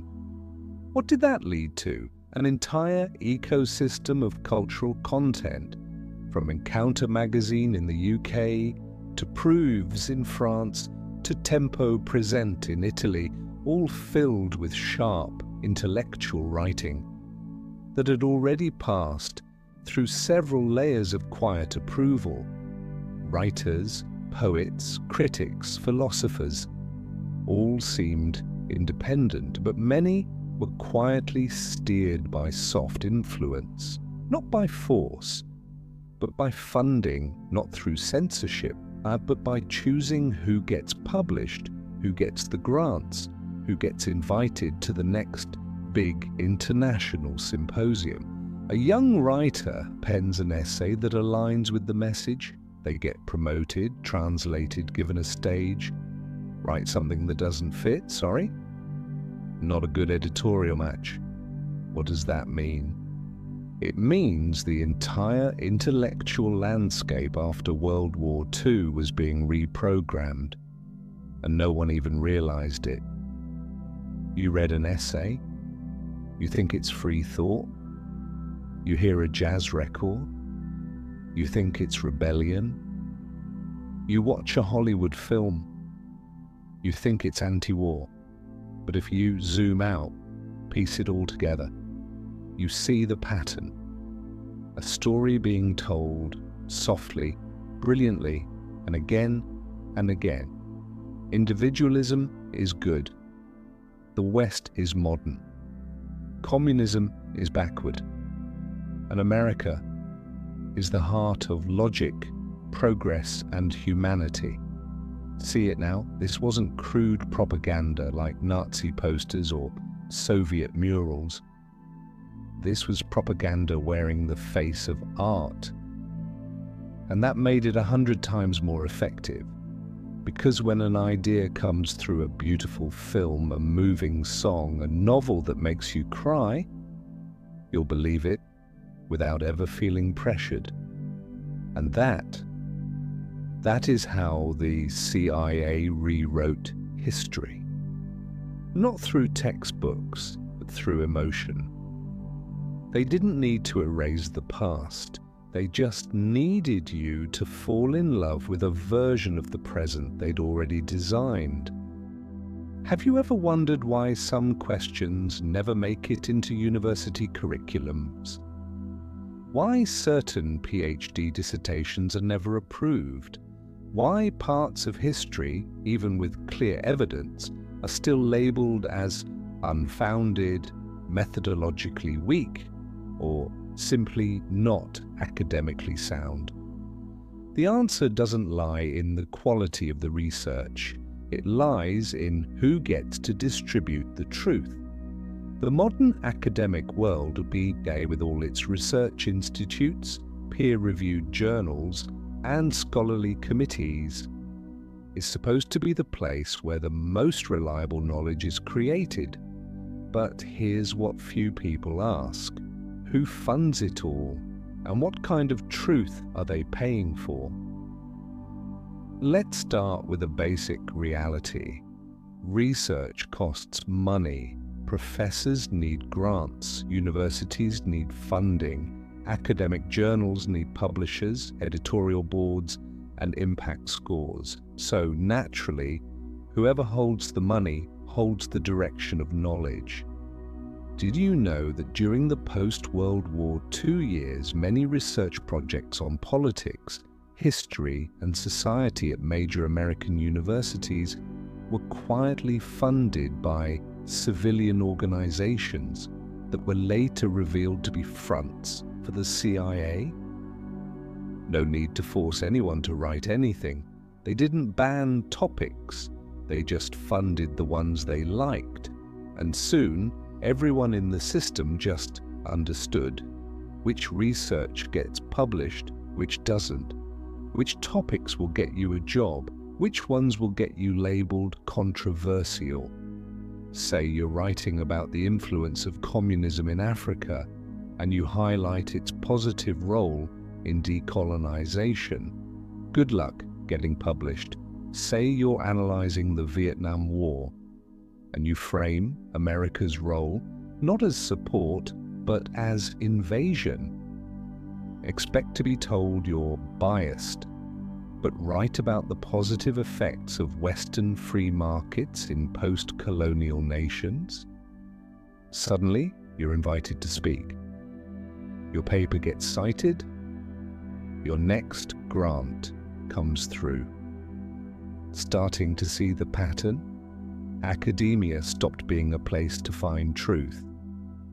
It became a place to filter which truths were acceptable. And over time, the history taught in classrooms ceased to be the messy, complex memory of humanity and turned into a clean narrative sponsored by whoever paid the bills. And what about the scholars who didn't play along? Many became independent, self-published, but without peer-reviewed journals, without an ISBN, without recognition from the mainstream academic community, they were dismissed as unverified, unprofessional, lacking academic rigor, which really means the only way to be heard is to speak in a voice the system approves. Every other voice, you don't need to silence it. You just don't let it appear. And so students across the world still read thick textbooks filled with citations, beautifully formatted, deeply academic, but they never realize what they're reading is a version of history that got funded. Have you ever held a history textbook from any country and assumed it was simply the truth, simplified for students? It's not. It's not just knowledge, it's a system of curated memory. Textbooks don't appear out of nowhere. They're the product of committees, political decisions, behind closed doors meetings about what's appropriate, what reflects national spirit, and what preserves cultural identity, and above all, what avoids controversy. And you know what that means, right? When people avoid controversy, they're often just removing the complex or inconvenient parts of memory. Take a simple example, the Vietnam War. In the US, students are taught it was an effort to contain communism in Southeast Asia. In Vietnam, it's taught as a heroic resistance against American imperialism. In South Korea, it's framed as part of the global struggle against communism. And in France, it's glossed over because the colonial occupation of Indochina isn't exactly something they want to spotlight. Same war, different story, each one tailored to protect national honor. And when a student grows up with that version, they carry a fixed mold of history in their mind. Later in life, if someone tells a different version, they don't see it as just another perspective. They see it as betrayal. Now apply that same logic to other chapters of history. In Japan, textbooks often downplay or omit the rape of Nanking, the sexual slavery system, and the human experiments carried out during World War II. In China, these are central themes in the curriculum. In South Korea, students learn about the long, painful struggle for dignity under Japanese occupation. In the US, those stories are often skimmed, while the focus shifts to the heroic liberation of Asia by American forces. Or consider the Bengal famine of 1943, where 3 million people in India died under British colonial rule. In Indian textbooks, it's shown as a direct result of British policies. In British textbooks, that event is almost invisible. You see? History isn't about the event. It's about who gets to tell it and who edits it. And the most important part? Children don't get to choose. They're not shown multiple versions. They're given just one. That version is approved by a ministry, taught by a teacher, tested in exams, and embedded in their minds as truth. But in reality, it's just state-sponsored memory. And once a memory is programmed from childhood, it becomes the deepest form of belief. No one needs to censor it anymore. The students themselves will defend it as if it were sacred truth. We often repeat the saying, history is written by the victors. And it's true, but only for a while, because eventually the defeated learn how to tell their stories too. At first, they had no printing presses, no publishers, no academic backing, no textbooks.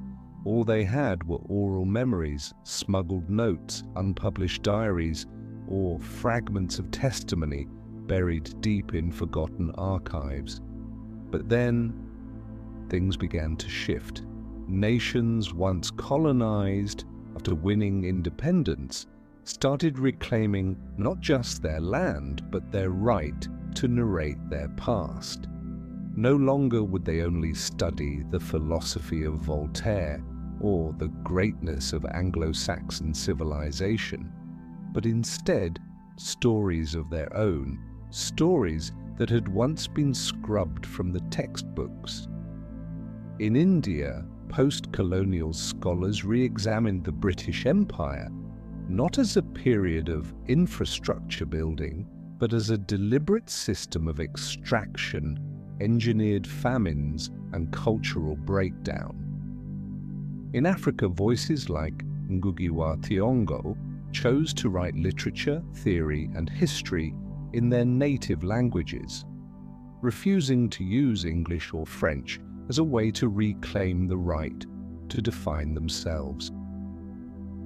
In Latin America, historians and activists started to retell the past about coups, CIA interference, massacres of peasants, once buried under polite phrases like protecting freedom. Even in Japan and Germany, defeated nations in World War II, there emerged brave scholars and thinkers asking, what really happened? Who were the victims? Who were complicit? And who rewrote the past to wash their own hands clean? And in the United States too, new movements took root. Black history, women's history, LGBTQ+ history, indigenous history, each one a powerful effort to reclaim voices that had long been silenced. Then came the internet and the game changed entirely. People outside the system could start a blog, make a podcast, upload a video, publish independently. They didn't need approval from an academic board. They didn't need the stamp of peer-reviewed legitimacy. And the audience began to listen. Of course, not everything online is reliable, not everyone writes truthfully. But for the first time, history became a contested space, no longer just one version, endlessly repeated in classrooms, news outlets, and lecture halls, but many intersecting narratives, clashing, questioning, challenging one another.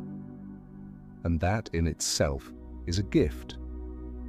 Because when more people are allowed to tell the story, history stops being a monopoly. We begin to see what was once erased, who was once silenced, and why they now speak, even if it's late, even if it's painful, even if no one ever taught them how to hold a pen.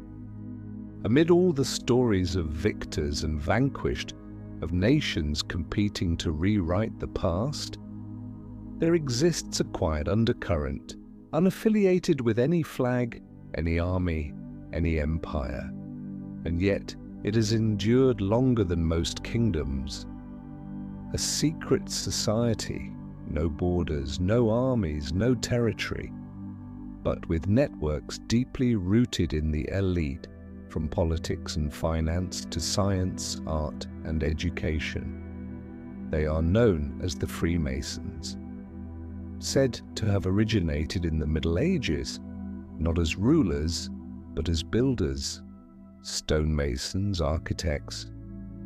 But over time, their work moved beyond bricks and mortar. They became architects of symbols, of ideas, of memory.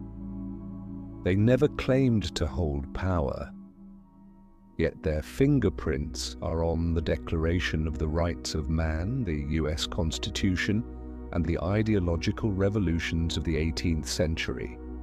Many of history's towering figures, George Washington, Benjamin Franklin, Voltaire, Mozart, were Freemasons. But here's what sets them apart. They didn't write history in textbooks, they encoded it in symbols, in buildings, in rituals, in their redefinition of words like light, knowledge, enlightenment, truth, freedom. Have you ever seen the all-seeing eye on the pyramid on the US dollar bill? That's a Masonic symbol, not a coincidence, because they believed truth should not be imposed, it should be discovered. And instead of telling you what to believe, they planted symbols in plain sight in schools, courts, theatres, public architecture, and let them whisper. Did they rewrite history? Not in the usual way. They didn't erase books, they didn't censor records. They built an underground layer of history, a parallel stream of knowledge, not public, not mainstream, but influential among those who would later write history for the masses. Think about it. If you were a statesman, a scholar, a lawmaker, and you were raised in the environment of Freemasonry, a place that taught critical thought, ancient symbols, Western mysticism, and personal responsibility to truth, how would you write history? Probably not like the rest. Some say Freemasons were behind revolutions, wars, global orders. But maybe the truth is simpler and deeper. They weren't chasing political power. They were redefining the idea of power itself. Power not through coercion, but through shaping how people think. And for centuries, they've done that by maintaining a timeless library of symbols, a place where history isn't erased, but never fully told, where truth isn't on paper, but in how you decode the symbol. Freemasonry never tells you what to believe, but they create the space for you to doubt everything you've been told. And perhaps that's why through history, those who left dogmatic institutions often found refuge in Freemasonry, not to destroy history, but to unlock the hidden layers of it, the ones long buried by powers that only wanted one version to remain. There are things no one dares to say out loud, not because of fear, but because, if spoken, no one would believe them. But if you carve those things into stone, place them in public view, give them the appearance of mere decor, they'll stand for centuries. No one will censor them. No one will object. And eventually, someone will begin to wonder, why is there an Egyptian obelisk over 150 meters tall in the heart of Washington, D.C., called the Washington Monument? Why does the top of the pyramid on the US dollar feature an all-seeing eye, and beneath it the Latin phrase Novus Ordo Seclorum, New Order of the Ages? Why do Gothic cathedrals across Europe follow the golden ratio, lay stones with ancient numerical precision, and repeat the same symbols? The sun, the moon, the six-pointed star.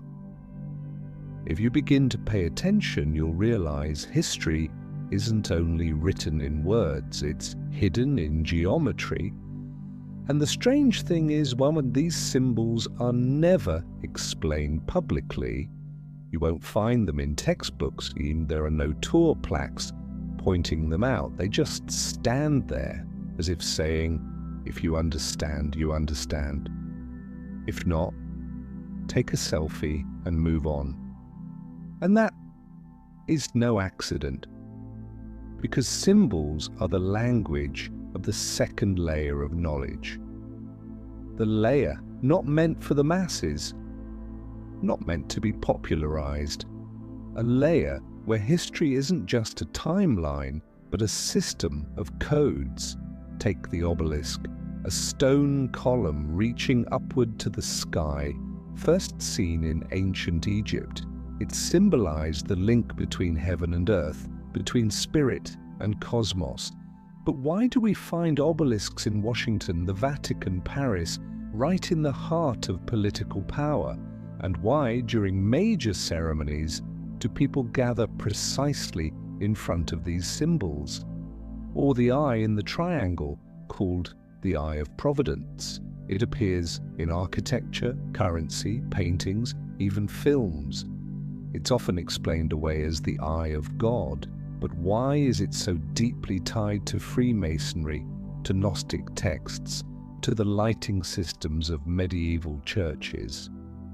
Then there's sacred mathematics, the golden ratio, 1.618, the Fibonacci sequence, the number 33 in Freemasonry, the 13 stars and arrows on the dollar bill, the number 7 across Judeo-Christian traditions.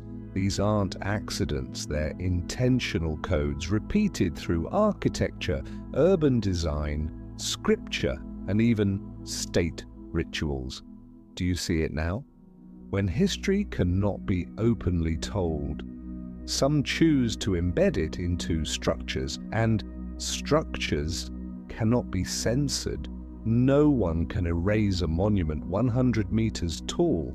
No one dares demolish an ancient wall just because there's a strange symbol carved into it. And so symbols survive through every regime, every ideology, every rewrite of the textbook. They don't need to be believed, they just need to exist. And someday, someone will begin to look again, ask questions, and realize the history we're taught may not be a total lie, but it has left out everything that's been right in front of us all along. In the past, history was written in books, carved into stone, told by human voices. But now, we're entering a strange new era. History is being told by algorithm. You open YouTube, TikTok, Google, you type a phrase, Vietnam War, French Revolution. Who built the pyramids? What appears is not a line of truth. It's a stream of selections, curated not by historians, but by machines. Not what's most accurate, but what's most popular. What gets the most engagement? What makes you stop scrolling? And that is the age of post-truth history. Whether it's true or not matters less than whether it feels compelling, whether it fits your demographic, whether it aligns with things you already liked. The algorithm learns you, then begins showing you you. The more you watch a certain viewpoint, the more you're shown similar content. And before long, you're living inside your own version of history, complete with sources, footage, expert voices. It's completely disconnected from anything that contradicts it. You begin to think, this is the truth. But in reality, the truth has been shattered into fragments, then reassembled to fit your personal feed. And in this era, AI isn't just a search tool. It can create history, a fake video, a doctored photograph, an analysis stitched together by machines from millions of sources, even a virtual expert with a perfect human voice, flawless logic, but no one knows who wrote the script. And if you lack the depth to verify, compare, and challenge, you may believe what you're seeing is history. That's when human memory begins to be reconstructed by machines. No author signs it, no one takes responsibility.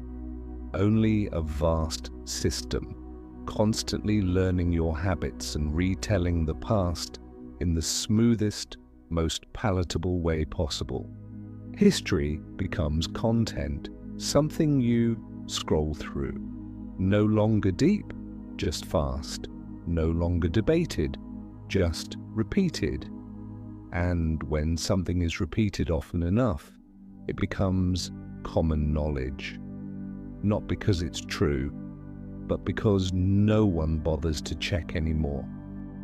As people began to question everything, in a world where no one knows who to trust and history is reduced to 30-second videos, something unexpected happened. People started searching for real voices again, not perfect voices, not approved by universities, not dressed in suits on television, but honest, patient, and unafraid to ask difficult questions. And so a new generation of storytellers emerged, not from national libraries, but from bedrooms, from a microphone plugged into a laptop, from a YouTube channel, a Spotify feed, a Substack newsletter. Voices once pushed aside for being non-official began to find audiences of their own. And the surprising part, more and more people are listening, from YouTube channels that retell history through a post-colonial lens to podcasts re-examining the Vatican, Freemasonry, or disappearances in wartime. From independent researchers with no formal degrees but decades of deep reading and forgotten archives to freelance journalists reopening cases the mainstream left behind, all of them are weaving a new network of memory. And the most important part? There is no central censor, no approved version. Each channel is a voice, and the audience has the right to choose, to listen, to question, to debate, or to believe. Of course, not everything is accurate. Not every voice is careful with evidence, but precisely because they are free from academic boundaries, independent historians are able to touch on topics the traditional system long avoided. And that has sparked a wave of resistant history, quiet, unofficial, but growing. For example, many first learned about the atrocities of Belgian colonialism in the Congo, not in school, but through an independent video with archival images and subtitles. Many came to understand the murky reality of the liberation of Iraq, not through major newspapers, but through an investigative podcast. Many saw the map of Palestine from 1946 to now see for the first time on a TikTok. You see? While the old system drowns in skepticism, these new voices, small as they are gaining trust. Not because they're flawless, but because they dare to dig deep. They dare to say the uncomfortable. They dare to admit what they still don't know. And so a new order of memory is quietly taking shape.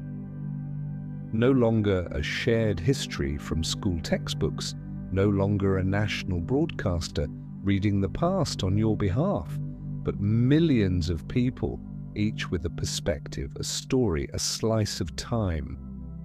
And the audience slowly piecing them together into something more dimensional. Yes, it's messy. Yes, there are errors. But perhaps for the first time in a long while, people are relearning how to think critically, how to question, how to search for truth, instead of waiting for someone to serve it to them. And if there is one reason to hope in this post-truth era of history, it's this. Memory is finding its way back to those who were once denied the right to remember. 2. We grew up believing one simple idea, that there is such a thing as objective truth. that what happened, happened, and it cannot be changed, and that the task of history is to recover that truth. But the deeper you dig, the wider you look, and the more fractured memories you begin to reassemble, you may come to a hard realization. Maybe historical truth has never existed as a single unified thing, because humans don't record events. They record how they understand events, and depending on the perspective, you get a completely different version of history. A person shot dead might be remembered as a rebel in a government report, a martyr in the archive of a resistance movement, an unfortunate accident in a military memo, a case under investigation in a newspaper file. All of these may be true, or none, depending on who is telling the story. That's where a controversial but profound school of thought emerges, postmodernism in historiography. They do not deny that things happened. They don't claim there is no truth. What they say is every truth is a telling, and every telling is shaped by power, language, emotion, and collective memory, not by some camera floating above it all. They call history a discourse, a constructed narrative arranged by the storyteller, which means there is no pure original, only versions that are accepted and versions that are silenced. You may feel that this is dangerous. If there's no objective truth, doesn't that mean anyone can lie, that everyone's right and chaos follows? But in fact, postmodern thought doesn't encourage chaos. It encourages responsibility in storytelling, because once you understand that no one is neutral in the act of remembering, you become more humble, more careful, more self-critical. They teach us not to ask, what is the truth? But instead, who is speaking? Who are they speaking to? By what authority do they speak? And who has been forced to remain silent? Then history is no longer a straight line. It becomes a multi-dimensional map where every version carries traces of power, intent, emotion. And our task is not to find the one perfect version as school textbooks once dreamed, but to look at all the fragments, listen to many voices, question precisely, and understand that every version is incomplete by nature.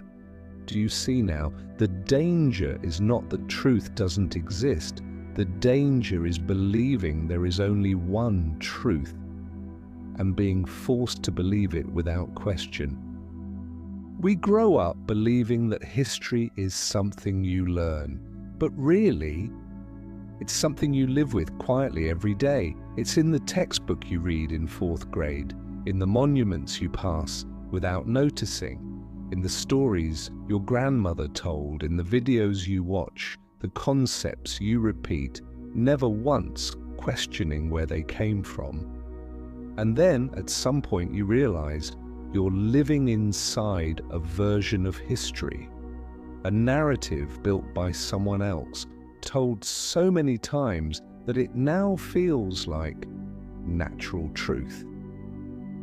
But as we've seen throughout this journey, nothing in history is natural. Nothing is remembered just because. Everything is a decision. Who gets mentioned, who is forgotten, who appears in textbooks, who survives only in whispers. And here is the hardest truth. If you don't tell your story, someone else will. And they will tell it in a way that serves them. They'll call your ancestors savages. They'll call your memory folklore. They'll call your past something that needed to be civilized. And you'll grow up living inside a story that isn't yours, believing you were lucky to have been taught it. That is the deepest form of domination. No need to fight, no need to kill, no need to rule. Just rewrite your memory and have you read it as a child. This is why the greatest power does not lie in weapons or money or thrones. It lies in the right to tell, the right to write, the right to remember, and that right you can take back by questioning what you've always believed, by reading what was once erased, by telling the stories no one thought mattered. You don't need to be a historian, you don't need to publish books, you just need to refuse to let someone else define your memory, because if you don't speak, someone else will speak for you. And if they speak long enough, you might forget you ever had a voice of your own. And that is the most terrifying loss. Not war, not genocide, not censorship, but the quiet, willing, permanent forgetting of oneself. Yet if you still remember, if you still wonder, and if you still ask, if you still feel the urge to tell, then history is not over. The story is still unfolding, and you still have the right to write. So if after everything you ask, who is behind all the rewriting of history? Not a single secret society, not one shadowy figure, but a long chain of people, systems and motives, always present, changing form across centuries. Some rewrite history because they won and want to be remembered their way. Some control the tools of memory, from scrolls to printing presses to algorithms, and choose what gets repeated. And some don't need to do anything at all. They just benefit when the world remembers wrong. No one needs to silence you as long as you believe you already know enough. And once that happens, you begin to live inside a story that feels natural, but was never truly yours. So if you ask, who is the invisible hand behind it all? The answer is anyone who can rewrite memory without being questioned. And then you understand true power doesn't reside in armies, not in governments, not even in wealth. It lies in who is allowed to speak and who is forced to forget. And finally, what remains is not an answer, but a deeply personal question. Will you let others keep telling your story? Or will you start writing it yourself? Because sometimes just the act of remembering is enough to break the entire architecture of forgetting. And in that moment, history truly begins.